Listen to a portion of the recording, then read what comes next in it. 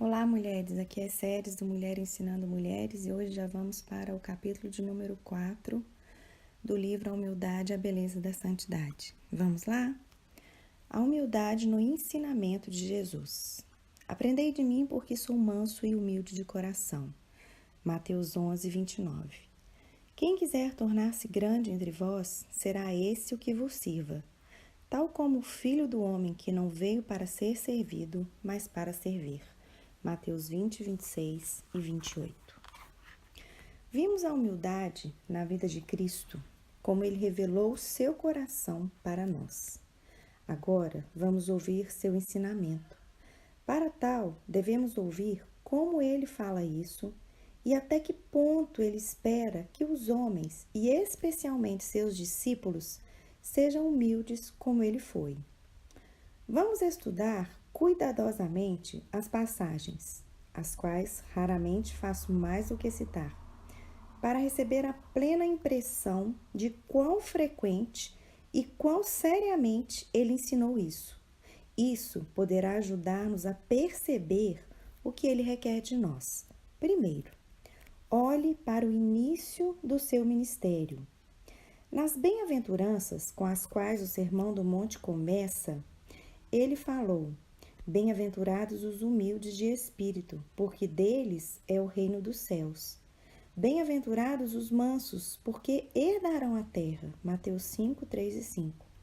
As primeiras palavras de sua proclamação do reino dos céus revelam a única porta aberta através da qual entramos. Para os pobres que não têm nada em si mesmos, vem o reino. Para os mansos que não buscam nada em si mesmos, será a terra.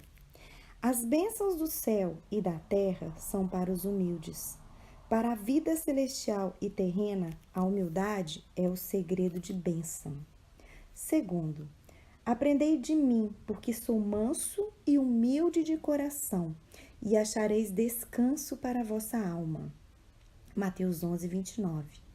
Jesus se ofereceu a si mesmo como mestre. Ele nos fala que espírito podemos achar nele como mestre, o qual também podemos aprender e receber dele. Mansidão e humildade são a única coisa que ele nos oferece. Nelas acharemos perfeito descanso para nossa alma. A humildade foi destinada para ser nossa salvação. Terceiro, os discípulos disputaram quem seria o maior no reino e concordaram em perguntar ao mestre. Lucas 9:46 e Mateus 18:1. Ele colocou uma criança no meio deles e disse: Aquele que se tornar humilde como este menino, esse é o maior no reino dos céus. Mateus 18:4. Quem é o maior no reino dos céus? A pergunta é, de fato, de grandes implicações. Qual será a principal distinção no reino dos céus? A resposta: ninguém, a não ser Jesus, poderia ter dado. A principal glória nos céus, a verdadeira inclinação celestial, a principal das graças é a humildade. Aquele que é o menor entre vós, esse será o maior. Quarto, a mãe dos filhos de Zebedeu pediu a Jesus que seus filhos se sentassem à sua direita e à sua esquerda, no lugar mais elevado no reino. Jesus disse que não era ele quem concederia isso, mas o Pai o daria àqueles para quem estava preparado. Eles não devem buscar ou pedir por isso. Seu pensamento tem de estar voltado para o cálice e o batismo da humilhação. E depois acrescentou: Quem quiser tornar-se grande entre vós, será esse o que vos sirva, tal como o Filho do Homem que não veio para ser servido, mas para servir. Mateus 20, 20 e 28. Como a humildade é a marca de Cristo, o celestial, ela será o único padrão de glória nos céus. O mais humilde é que estará mais perto de Deus. A primazia na igreja é prometida aos mais humildes. Quinto, falando às multidões e aos discípulos sobre os fariseus e sobre o amor deles pelas primeiras cadeiras nas sinagogas, Cristo disse uma vez mais: O maior dentre vós será vosso servo. Mateus 23, 11. A humildade é a única escada para a honra no reino de Deus. Sexto, em outra ocasião, na casa de um fariseu, ele contou a parábola de um convidado que foi chamado para ocupar um lugar mais à frente. E acrescentou: todo o que se exalta será humilhado, e o que se humilha será exaltado. Lucas 14, 7 a 11. A exigência é implacável, não há outro caminho. Somente a auto-humilhação será exaltada. Sétimo, depois da parábola do fariseu e do publicano, Cristo falou novamente: todo o que se exalta será humilhado, mas o que se humilha será exaltado. Lucas 18, 14. No templo e na presença e na adoração a Deus, tudo que não é permeado por uma profunda e verdadeira humildade diante de Deus e dos homens é sem valor. Oitavo, após ter lavado os pés dos discípulos, Jesus disse: se eu, sendo o Senhor e o Mestre, vos lavei os pés, também vós deveis lavar os pés uns dos outros. João 13, 14. A autoridade da liderança e do exemplo, todo pensamento, seja de obediência ou conformidade, faz da humildade o primeiro e mais essencial elemento do discipulado.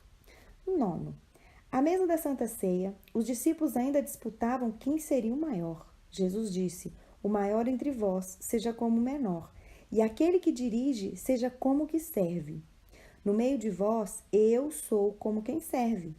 O caminho pelo qual Jesus andou e que ele nos abriu, o poder e o Espírito nos quais ele operou nossa salvação e para os quais ele nos salva, é sempre a humildade, que me faz o servo de todos. Quão pouco isso é pregado, quão pouco isso é praticado, quão pouco a carência disso é sentida ou confessada, para não dizer quão poucos chegam a isso. Há alguma medida considerável de semelhança a Jesus em sua humildade. Antes, quão poucos pensam em fazer sempre disso um objeto específico de contínuo desejo ou oração. Quão pouco o mundo tem visto isso. Quão pouco isso tem sido visto até mesmo no círculo interior da igreja. Quem quiser tornar-se grande entre vós, será esse que vos sirva. Que Deus nos permita crer que Jesus fala sério. Todos sabemos o que o caráter de um servo ou escravo fiel implica: devoção aos interesses do mestre, estudo cuidadoso e atento para agradá-lo, deleitar-se em sua prosperidade, honra e felicidade. Há servos na terra nos quais essas disposições são vistas e para os quais o nome de servo nunca foi nada a não ser glória.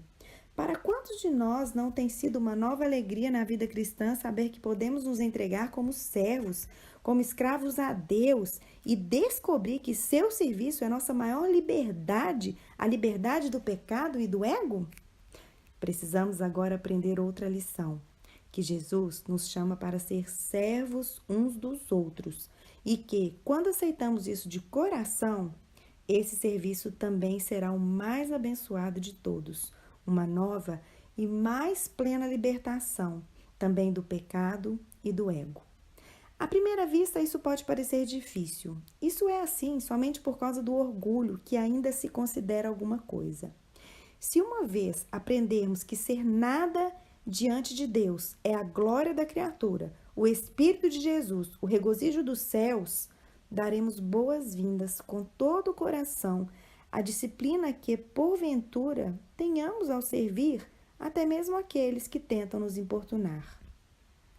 Quando nosso próprio coração estiver colocado nisto, na verdadeira santificação, estudaremos cada palavra de Jesus em auto-humilhação com novo deleite. E nenhum lugar será baixo demais, e nenhum rebaixamento será profundo demais, e nenhum serviço será insignificante ou prolongado demais, se pudermos compartilhar e provar a comunhão com aquele que disse: eu, porém, entre vós, sou como aquele que serve. Lucas 22, 27. Irmãos, aqui está o caminho para a vida superior, baixo, mais baixo. Isso foi o que Jesus sempre disse aos discípulos que estavam pensando em ser grandes no reino e em sentar à sua direita e à sua esquerda. Não busquem, não peçam por exaltação. Isso é trabalho de Deus. Olhem para isso para que vocês se humilhem e não tomem diante de Deus ou do homem lugar que não seja o de servo. Isso é o trabalho de vocês. Façam com que esse seja seu único propósito e oração. Deus é fiel. Assim como a água busca e preenche o lugar mais baixo, assim também, no momento em que Deus encontra a criatura rebaixada e esvaziada, sua glória e poder fluem para exaltar e abençoar. Aquele que se humilhou, esse deve ser nosso único cuidado. Esse será exaltado. Isso é o cuidado de Deus, pelo seu poder maravilhoso e em seu grande amor, ele fará isso. Os homens, algumas vezes, falam como se humildade e mansidão pudessem tirar de nós o que é nobre, e corajoso e viril. Oh, quem dera todos crescem que isso é a nobreza do reino dos céus, que isso é o espírito real que o Rei dos céus exibiu, que isso é semelhança a Deus, humilhar-se, tornar-se servo de todos. Esse é o caminho para a alegria e para a glória da presença de Cristo em nós, seu poder repousando sobre nós. Jesus, o manso e humilde, nos chama para aprender dele o caminho de Deus. Vamos estudar as palavras que temos lido, até que nosso coração seja preenchido com o pensamento: minha única necessidade é a humildade. E vamos crer que o que ele mostra, ele dá. O que ele é, ele concede. Como aquele que é manso e humilde, ele virá e habitará no coração desejoso.